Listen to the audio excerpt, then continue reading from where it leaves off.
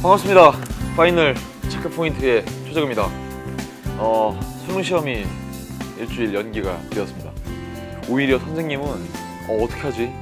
우리 제자들 잘 준비할 수 있을까? 이런 생각을 했어요. 그런데 오히려 EBS 적자들이 일주일 더 주어졌으니까 이제 무엇을 할 건지를 알려달라. 그리고 또 어떤 방법이 있다면, 또 체크해야 될 것이 있다면 차근차근 정리해서 소기의 성과를 거두겠다. 뭐 이렇게 아주 의연하게 대처하는 거 보고 참, 뭐 다 컸구나. 예. 여러분 다 컸습니다만 지켜보는 선생님 입장에서는 좀 다소 안타깝기도 하고, 그리고 또 당혹스럽기도 하고 했습니다만, 여러분들은 오히려 잘 대처해주고 있었습니다. 그래서 이제 선생님과 함께 고민해 볼 것, 뭐 고민이라기보다는요, 이제 정리할 것을 또 소개한 다음에 우리 EBS가 끝까지 여러분과 함께 하고 있다는 걸 강조하고 싶습니다. 네, 여러분도 선생님과 함께 하고 있잖아요. 선생님도 우리 EBS와 함께 여러분과 끝까지 같이 걷고 달리겠습니다. 제목은 좀 거창할 수 있는데 선생님이 굳이 알려드리지 않아도 여러분은 이대로 할 것이라고 봅니다. 그런데 선생님들 입장에서는 자, 이렇게 하는 게 어때? 라고 제시하는 거니까요. 이 중에 여러분이 어느 정도까지 와 있는지를 한번 좀 검토를 해봤으면 좋겠습니다. 첫 번째는요, 단원별, 주제별 출제 비중을 활용합시다. 이거 우리 게시판에도 선생님이 매 시험 끝날 때마다 올려드리곤 했어요. 그러니까 최종 업데이트된 버전은 당연한 얘기지만 2018학년도 대수능 9월 모의평가 자료까지가 실려 있습니다. 그런데 단원별, 주제별이니까 단원은 6단원이에요. 그 중에 또 주제로 나뉘게 되면 많이 나오는 단원, 뭐 혹은 뭐 적게 나오는 단원, 이렇게 나눠졌을 때 총 20문제가 어떻게 구성되는지를 꼭 봐달라는 얘기고, 매번 나오는 주제가 있습니다. 이것도 참 대단한 게요, 우리 법과 정치 하는 친구들은 기다렸다는 듯이 답이 튀어나와요. 1단원에서 매번 나오는 주제가 뭐니? 이러면 법치주의요, 딱 나오죠. 2단원에서는 뭐야? 정부 형태, 선거제도. 선거에서는 선거제도만 나오는 것이 아니라 선거 결과 자료 분석, 상당히 좀 부담스러운 주제도 없지 않아 있습니다.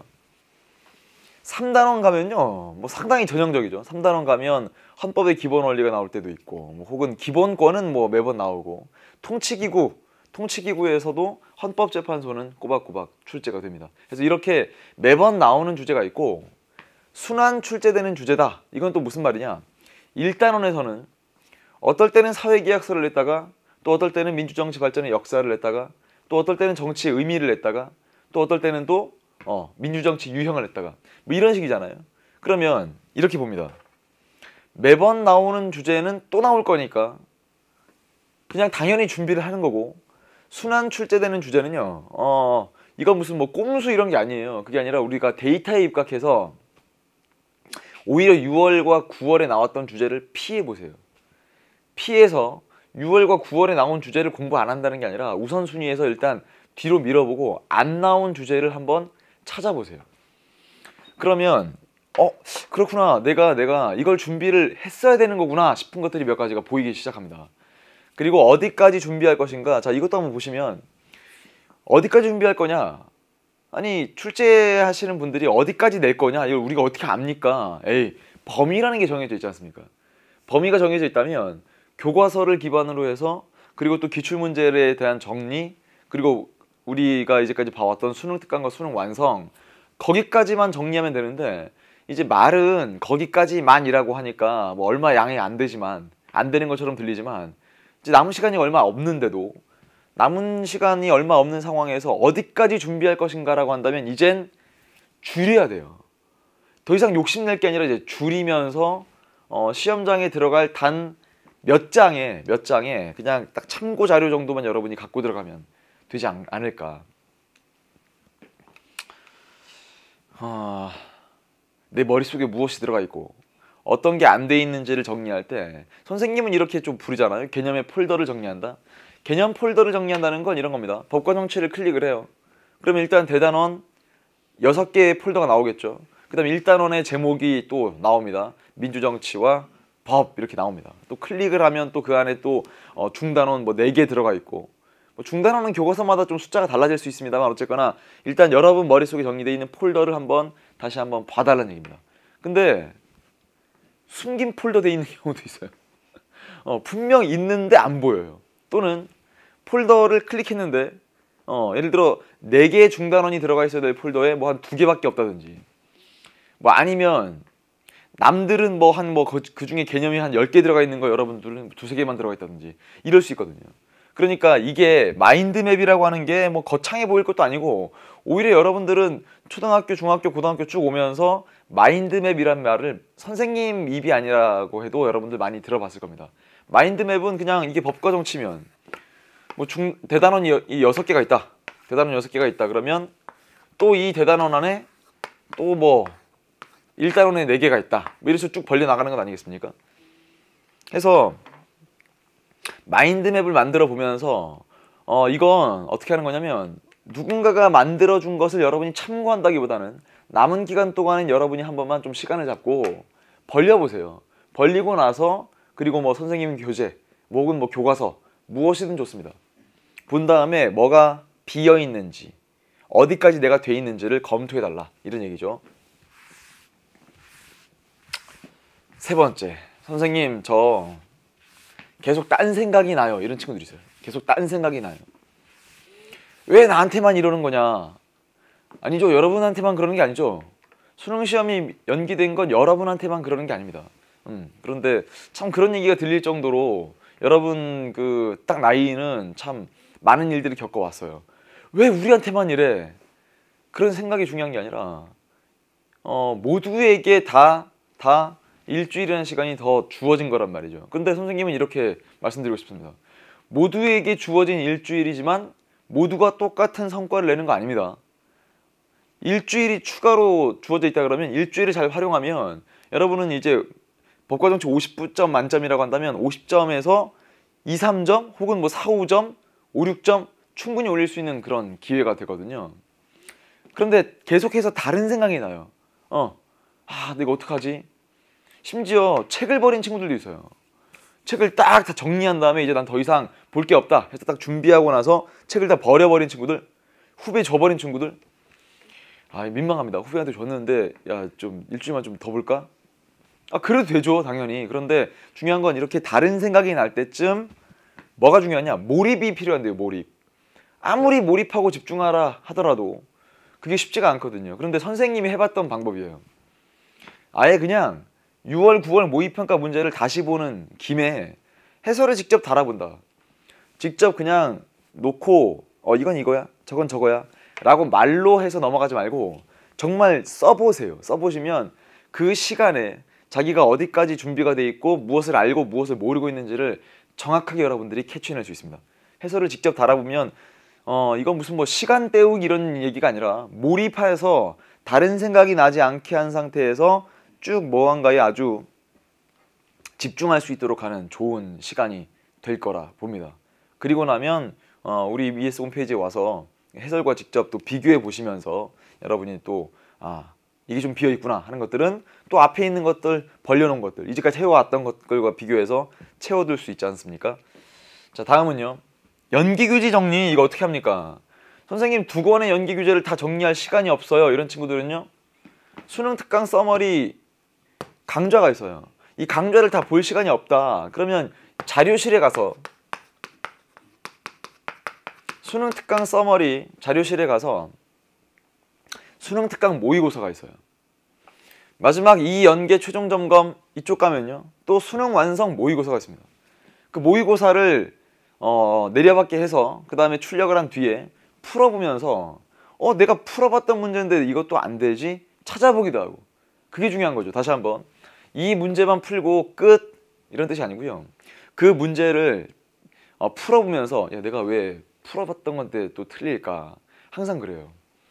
여러분이 아직 그 수능 시험장의 그 압박감을 직접 경험해 본 적이 없다면 수능 시험장 가면 여러분의 실력을 온전히 100% 쏟아서 나오면 진짜 그건 시험을 정말 잘 봅니다. 왜냐면 그러지 못하도록 만드는 여러 가지 제3, 제4의 요소들이 있어요. 그러다 보니까 그게 예측이 안 돼 있는 상태에서 시험장 갔을 때는 뭐 별의별 어떤 문제들이 생길 겁니다.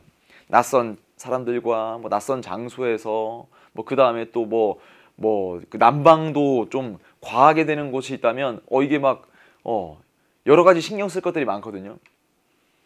그러다 보니까 이제 머릿속으로 시뮬레이션도 많이 해보셔야 되는데, 그래서 이런 얘기를 하는 거예요. 내가 연기 교재까지 다 봤다라는 자신감을 가지고 온전히 들어가서 실력을 다 쏟아내도 그게 쉽지 않은데, 다시 보는 데 있지 않습니까? 다시 보는데 문제를 또 틀려요. 그럼 조바심이 들죠. 걱정스럽습니다. 그런데 괜찮습니다.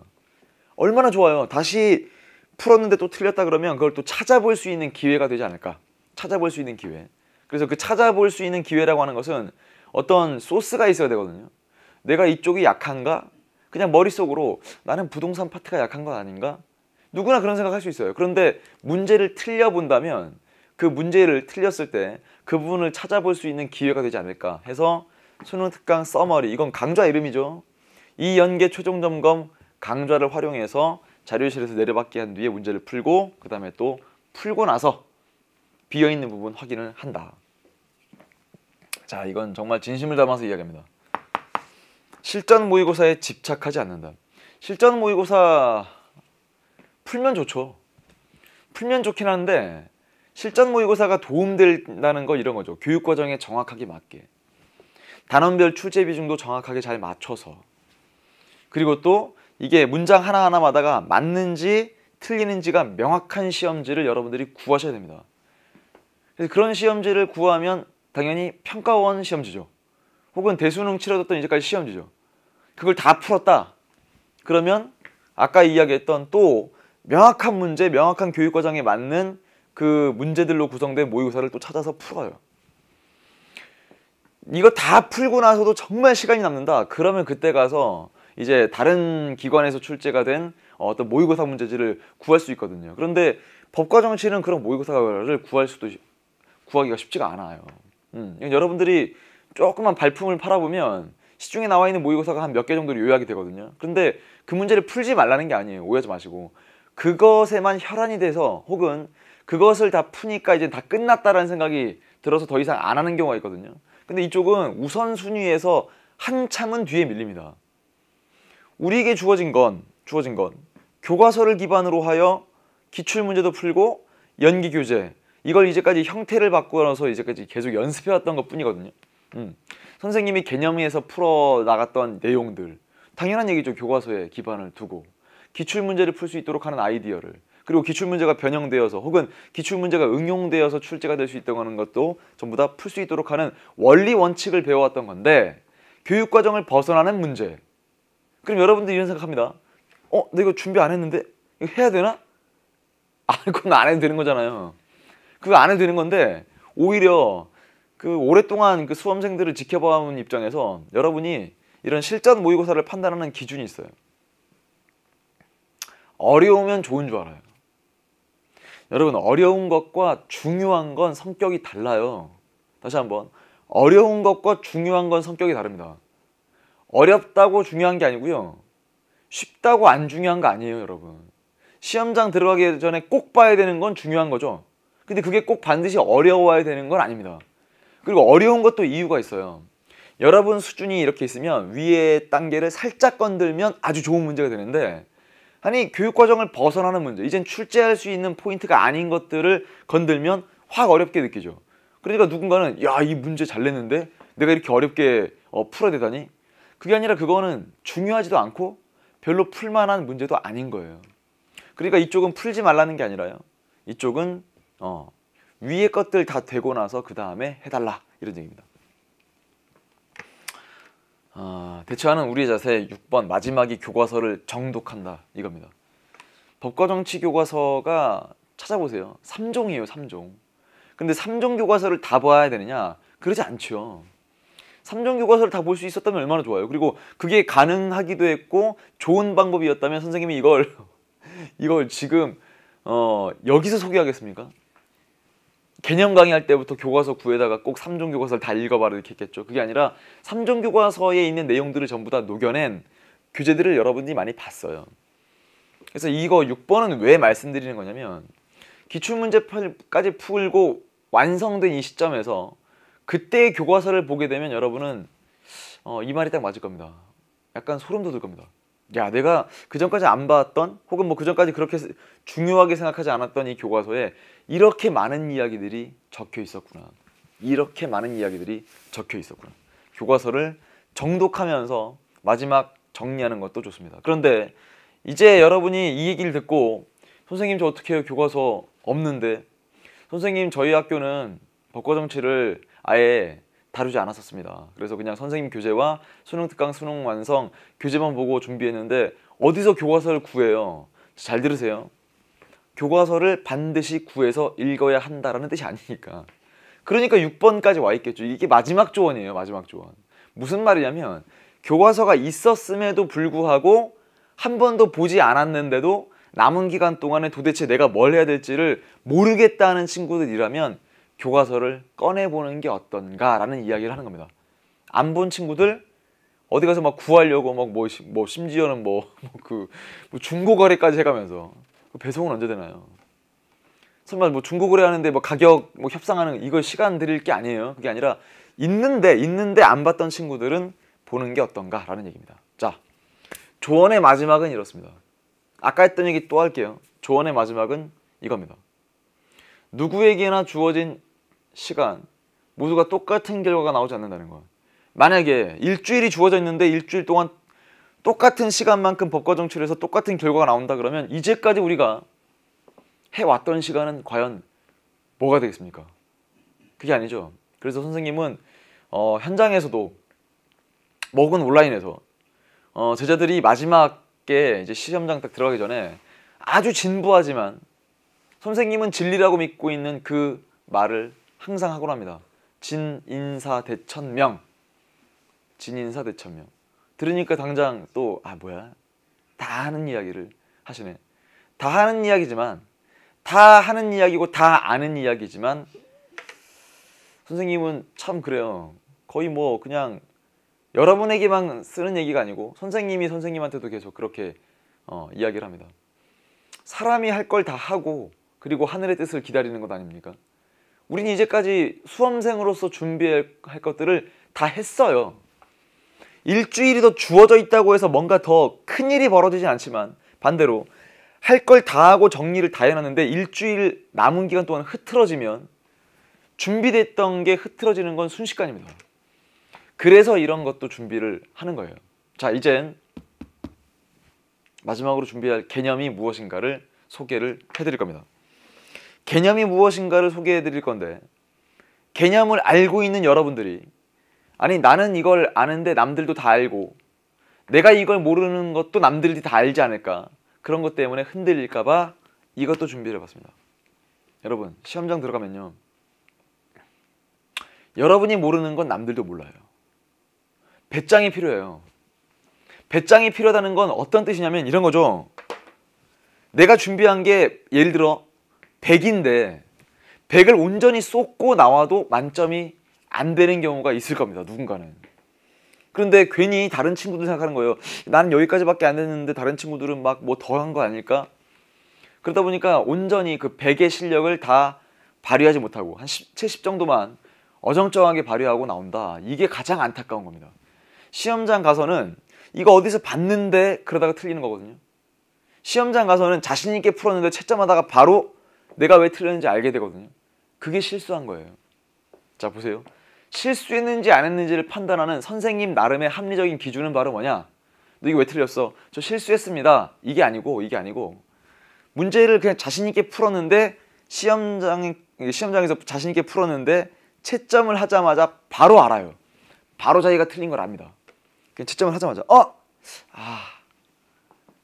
벌써 여러분 뭔가 소름 돋죠?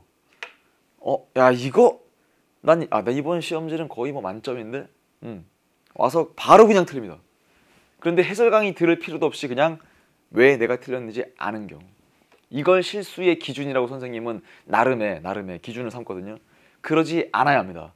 그러니까 배짱이 필요한 거예요. 이게 오만해지거나 자만에 빠져라 이런 뜻이 아니라 내가 모르면 남들도 모르고 내가 처음 보는 건 남들도 처음 보는 거니까 그냥 내가 알고 있는 범위 내에서 실력을 다 발휘하겠다라는 마음가짐만 가지시면 됩니다. 이미 여러분들은 이게 다 되어 있습니다. 제목은 이것만은 반드시라고 나와 있는데 이것만 되어 있지 않고요. 비어있는 것들도 채울 준비가 되어 있고 그럴 능력이 있을 거예요. 선생님, 사회계약설이 제일 먼저가 아닌데요. 정치의 의미 뿐만 아니라 데이비드 이스턴의 정치 체계론 쭉 한번 생각해보세요. 쭉. 그 다음에 뭐가 나올까요? 민주주의의 의미. 그렇죠. 그 다음에 또 민주주의의 이념, 원리. 그러다가 민주주의의 유형, 민주주의 발전의 역사. 그렇죠. 그 다음에 이제 정치사상 나오는데 그때 사회계약설입니다. 그리고 나면 사회계약설 뒤에 뭐 법치주의 이렇게 붙죠. 그래서 일단은 이번 강의에서 다룰 내용은 이 내용들을 하나둘씩 설명한다기보다는 여기 비어있는 것들이 뭔지를 처음에 말씀드렸던 것처럼 폴더 정리를 통해서 채워보세요. 또는 이럴 수도 있어요. 여기까지가 1단원, 쭉 가다가 여기까지가 2단원, 4번, 5번, 3단원, 6번부터 쭉 가다 보니 여기까지가 4단원이네. 그 다음에 여기까지가 5단원이고 이렇게 6단원을 뽑으신 거구나. 이것도 돼요. 분류도 됩니다. 뿐만 아니라 지금 수준에서 내가 수능 시험에서 항상 선거 결과 자료 분석 문제가 나오면 자신 없었는데 이것만 한번 모아서 풀어볼까? 그것도 좋은 방법이긴 합니다. 그런데 그 좋은 방법도 거기에만 혈안이 돼 있으면 나머지 것들이 비어질 수 있거든요. 나머지 것들이. 그러니까 균형 잡히어 있는 게 중요하죠. 보세요. 선거 결과 자료 분석 문제는 20분의 1이에요. 20문제 중에 한 문제거든요. 그런데 그 한 문제에 자신 없다 그러면 일단 자신 없는 부분부터 계속 정리를 해 나가되 나머지도 하셔야 되는데 나머지는 감을 유지하는 게 중요합니다. 그래서 여기 세세한 얘기는 다음 준비되어 있는 강의에서 할 거고요. 선생님이 이 얘기만 딱 말씀드리고 이번 강은 마무리를 짓겠습니다. 오히려 여러분들을 못 살게 구는 건 계산 문제가 아니에요. 상속 문제도 계산이 필요할 때가 있죠. 선거 결과 자료 분석도 계산이 필요할 때가 있는데 오히려 가만 보면요. 여러분을 못 살게 구는 건 이런 절차예요. 절차를 정리하는 건 일목요연하게 따로 정리한 무언가가 필요합니다. 시험장 들어가기 전에.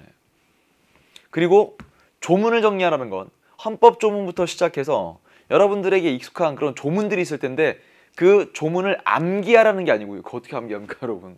암기하라는 게 아니라 그냥 자투리 시간을 활용해서 계속 한번 읽어보세요. 그걸 읽다 보면요. 이런 느낌 들 겁니다. 내가 이거 시험장에서 봤던 건데 이 조문에 그대로 들어가 있었던 거구나. 그걸 알게 될 거예요. 마지막. 착시 효과를 극복하자는 건 시험장에서 그런 경험이 있습니까? 옳은 것과 옳지 않은 것 잘못 보고 문제를 틀렸다 하는 친구들은 이게 교정이 안 되면 이번에도 마찬가지가 될 겁니다. 약간 잔인하게 들릴지도 모르겠는데 이제까지 실수해왔던 게 수능날 가서는 다를 것이다 라고 말하기보다는 이제까지 자기가 실수해왔던 게 수능날도 그럴 수 있다는 가능성을 열고 주의하겠다. 이게 수험생의 마음가짐 아닐까 싶습니다. 옳은 거 옳지 않은 거 그 얘기하는 게 아니라요. 엄청 많아요. 법과 정치에서. 예를 들어서 뭐 항소를 항고로 잘못 봤다. 피고를 피고인으로 잘못 봤다. 이러지 않았으면 좋겠습니다. 이제 하나둘씩 세세한 얘기는 다음 강에서 차근차근 해 나갈 거니까요. 아무 걱정하지 마시고 다음 강까지 듣고 내용 정리했으면 좋겠습니다. EBS 최적이었습니다. 파이팅!